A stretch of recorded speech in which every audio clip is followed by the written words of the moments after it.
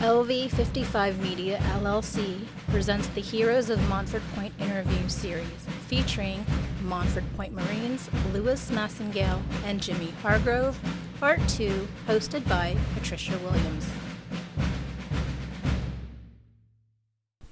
Okay, now I understand that by the time you both went in about 1949, was it? 48. 48. Yeah. And I had two different services. First in the Navy, then the Marines. Oh, first in the Navy and then in the Marines. Okay, so when... 1944 I was drafted. Okay, into the Navy. And into the Navy. Mm-hmm. Was discharged in 46. Okay. And we was discharged on a point system. So 46 was about the last World War II draftees getting out. And then I went back to my hometown, finished high school, went to Alabama A&M, and really I was sharp. I knew everything. But really, I was kind of a little sharp, you know. And I finally came to my senses and say that I'm just wasting time, wasting money of my parents, mine, and the government, because I was going on GI Bill also. Mm-hmm. So I got out of the school and went into the Marine Corps. Wow. And that's the time when I catching up with him. That's a big decision. So when you ran into him, did you remembered him from church earlier? No, I didn't. Oh, not right then. No, Okay, no. until you started having conversations Right, about yes. it. Mhm. Okay. Wow. Yeah. That's truly amazing. So I know, well, by the time you were both in the Marines, things had gotten a little bit better, I would imagine. Maybe just a little bit. Very small amount. So what type of racism did you encounter? What type of racism or unfair treatment did you encounter in Quantico? Well, at the time that we was in, that's when discrimination was being changed. In 1949 is when they started integrating. Okay. So that's when we got involved to the Marine Corps. I found that if you would be a rather shy individual, not speaking, as they say, up, explaining yourself, standing up for yourself, that you would get abused much more. And this is something that, being a small guy, I was only 135 pounds from now. But I decided after I got to Quantico there that the type of services I was doing wasn't the type of service for me. I did not want to be in the food exchange portion. I wanted to be in the more technical field. And so after I signed up for 3 years, after 2 years you can re-enlist. So I made it be known that I wanted out of that particular branch and go into something else, more technical, where there was more, say, better fields that would prepare you for when you do retire out of service. For a better paying job, so to For a speak. better paying job. And that's just what I did. I got out of the food service and I went into motion picture and repair. Oh. And I went on from that. Many other trades after that, trained by the Marine Corps. Wow, nice, very nice. Which at the end ended up being my career when I retired. Oh, very nice. So, Mr. Hargrove, how about you? What type of racism or did you Where do I start? problems? Well, let's go with Quantico. There was only one African American cafe It's called Johnson's Cafe in the little town of Quantico, which consists of cafes, cleaners, uniform shops. That's mostly you're going to find around a military base. Well, I was used as a guinea to go out and go into places to see if they would serve me. And that was a challenge that I didn't mind doing. So I went into place. I won't call the name of it because I could, because they're out of business. But when I went in my uniform, they served me.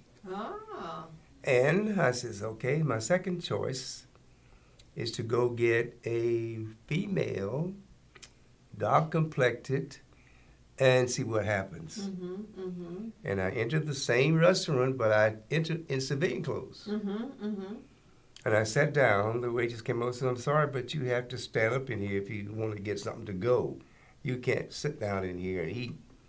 I says, well, about an hour or so ago, you served me. So what's the problem? Well, we didn't know you were colored. I said, well, if that's the case, then why don't you give me my colored money back then? I'd love to have my money back. You don't mind that? Well, we can't do that. I says, okay. So I left. So there were several of us that went in places to see if they would serve you. And we had to report back to the commandant of the base liaison. And they compiled all the information. The commanding general of the base, his name is General Wiesman. He called the Chamber of Commerce, the police department, Bolognese, which handles the uniforms. And this is a man that's really big in the town because all the officers get their uniforms from him. And Quantico is the basic school. This is where officers get their training. So the commanding general gave that town mayor and Bolognese and all the Chamber of Commerce, I'm going to give you 24 hours to integrate the town. Otherwise, I'll keep my Marines on the base. And he did so. In 24 hours, they integrated the town, except the place that I went in earlier. Oh, really? They refused. So what the Marine Corps did was put a sentry there, and they would stop anyone that's going in if you were a Marine. It was considered off limits, and they forced them out of business. So things start changing around the base because this is a livelihood for a lot of people. They never realize that when you close that window, you're not going to get any money. And the commanding general has everything on the base. And that was one of the challenges that I faced and was glad to do it. So they were very, very serious about integrating, and they were. Oh, yes, absolutely. Very, very good. Yeah. Wow. So they went out of business as opposed to changing the way that they did things. Yeah. And guess the cook was black. That cooked the food. Wow. Yeah, well, several challenges I faced even on the base, where if you drive in a type of car that they don't like. I've been a progressive person. I've always worked extra. I work at a golf course. I wanted nice things. As in Birmingham, my family had a Buick Roadmaster. So they always had nice things, and that's what I wanted. And I got in trouble for having a nice car. I got stopped. 3 or 4 cars could go through the gate, and as soon as I put up there, it stopped me. Let's see your ID and all this stuff. Harassment.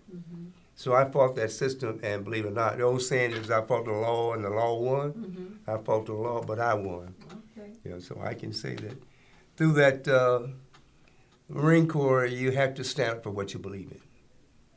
And I did that for most of my life. I was able to obtain a license in the state of Virginia. I owned a restaurant, not rented. I owned it and owned the property. But the thing that I had to do was become a resident of the state, and I didn't know that. Any person that's in the military could go into a business, but you have to be liable for the law of that state. And I was not a resident of Virginia. So I was told that I'd have to go to the county seat, raise my right hand, as you do when you join the military to protect the property of the United States, where you had to raise your right hand to conform with the Commonwealth of Virginia. Their laws you had to be governed by, and I did that. And then I was able to obtain a license for food and beverages. And the reasons why I did this, I selected to go to manager school because my field was food service. And there was a staff club on the base. And I said, I'm going to go to school and come back and be the manager of this club. So the Marine Corps paid for me to go to Pax River, Maryland. I was trained as a club manager. That means you know the front door and the back door, the whole shebang. I got back at the base and put my application in to be manager of the club. No. You just don't qualify. I said, I have the credentials here. Well, we select people for being the managers. Okay, that's why I decided to go into business for myself. So the preparation to the Marine Corps paid for it, and I gained. So I took this and turned it around and made an extra living for myself. And I owned that for over 20 years and sold it when I came back from Vietnam. Yeah.